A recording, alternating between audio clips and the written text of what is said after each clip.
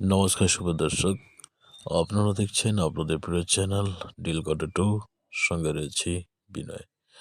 Thumbnail দেখে তো আপনারা বুঝেই গেছেন যে civic volunteer good news April month 2026। অনেক সিভিক ভলেন্টিয়ার আমাকে জিজ্ঞাসা করে যে আমাদের যে 1,000 টাকা বৃদ্ধি ঘোষণা হলো সেটা আমি কবে থেকে আমরা পাবো। হ্যাঁ, আপনারা সেই টাকাটা মে মাসে পাবেন। 1-2 তারিখের মধ্যে সেই 1,000 টাকা বৃদ্ধিটা আপনারা পেয়ে যাবেন। কিন্তু এপ্রিল মাসের 1-2 তারিখে আপনারা 2 তারিখে যে টাকাটা পাবেন দিনের 12টার পর, সেটা হচ্ছে 10,000ই আপনারা পাবেন। মানে আগে যে স্যালারিটা পেয়েছিলেন সেটাই আপনি পাবেন। এবার অনেক সিভিক ভলেন্টিয়ার আরও জিজ্ঞাসা করছে যে আমরা তো সিভিক ভলেন্টিয়ার, আমরা কি যুব সাথী প্রকল্পের মতো সুবিধাগুলো নিতে পারি? এরকমই প্রশ্ন অনেকে করেছেন। তাদের উদ্দেশ্যে আমি একটাই কথা বলতে চাই, দেখুন এই পৃথিবীতে একাই শুধু আপনি না, অনেক মানুষের সুবিধা অসুবিধা আছে। যেহেতু এটা বেকার যুবকদের জন্য আয়োজন করা হয়েছে, যুবক যুবতীর জন্য,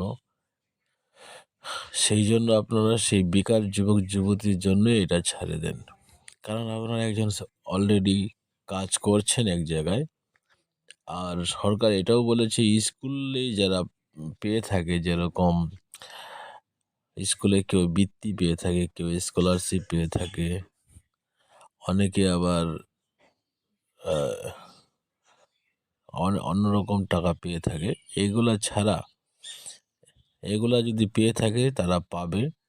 বাকি যখন সরকারের তরফ থেকে যারা অন্যান্য সুবিধা পায়, যেরকম লক্ষ্মী ভাণ্ডার, কোনো মেয়ে যদি পেয়ে থাকে তারা আবেদন করতে পারবে না। সেই ক্ষেত্রে সিভিক ভলেন্টিয়ার্সদের কথা উল্লেখ করেনি। তা সিভিক ভলেন্টিয়ার্সরা তো অলরেডি বেকার না, তারা কাজ বা জব পেয়ে গেছে। ওরা বলছে যারা বেকার, ঠিক আছে, তারা অ্যাপ্লাই করতে পারবে। এবার আপনারা যেহেতু অলরেডি পাচ্ছেন, সেহেতু আপনারা কেন অন্যজনের একটা ভোগ মানে জায়গা দখল করুন। আপনি এবার নিচ্ছেন, সেই জায়গাটা যদি অন্য কেউ নেয় আরও 2-4 জন বাড়বে, ঠিক আছে। সরকার যে দেবে তার একটা বাজেট আছে, যে বাজেটের মধ্যেই সবাইকে যুবসাথী দিবে। অতএব আপনি অ্যাপ্লাই করে দিলে টাকাটা পেয়ে যেতে পারেন যদি ঠিকঠাক ফর্ম ফিল আপ থাকে। কিন্তু আমার কথা হচ্ছে এটা নেওয়া ঠিক না। আর এটা পরবর্তীকালে আপনার সার্ভিস জীবনে এফেক্ট হতে পারে। তাই আপনারা কেন এত রিস্ক নেবেন? এটা না করাই ভালো, ঠিক আছে। এবার কথা হলো যে সিভিক ভলেন্টিয়ার্সদের বোনাস কত পাবে এবার দুর্গাপূজায়। দেখুন, সিভিক ভলেন্টিয়ার বোনাস এখানে 2টা কমিউনিটিকে 2 বেলায় বোনাস দেয়। যারা মুসলিম কমিউনিটি আছে তাদের ঈদের সময় বোনাস দিয়ে দেয়, আর যারা হিন্দু কমিউনিটির লোক আছে তাদের দুর্গাপূজায় দেয়। যারা মুসলিম কমিউনিটি আছে সিভিক ভলেন্টিয়ার্সদের মধ্যে, তারা কিন্তু 7,400 টাকা বোনাস অলরেডি পেয়ে গেছে, ঠিক আছে। এবার যারা হিন্দু কমিউনিটির লোক আছে তাদের যখন দুর্গাপূজা আসবে, তাহলে অবশ্যই তাদেরকেও 7,400 টাকা বোনাস দিতে হবে এবং পাবে।